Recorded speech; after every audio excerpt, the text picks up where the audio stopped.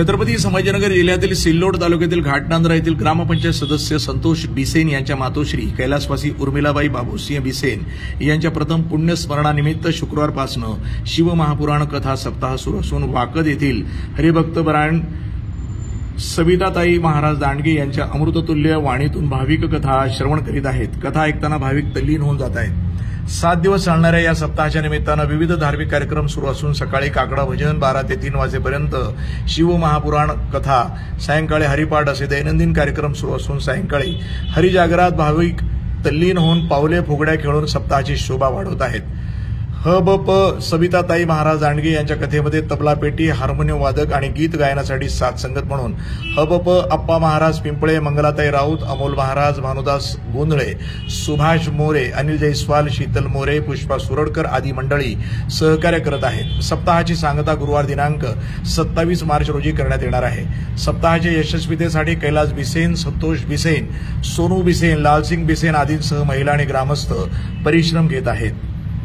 हे आपल्या शरीराला माहित आहे, आपल्याला माहित असून सुद्धा आपण मरणाची तयारी करत नाही।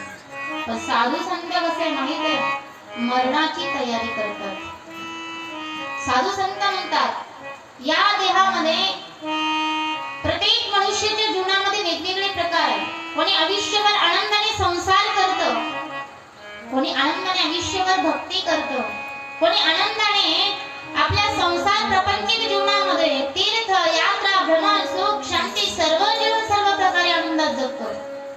काही माणसाला नंतर गेल्यानंतर पश्चातापाची वेळ येते की आपण जिवंतपणी केलं काय।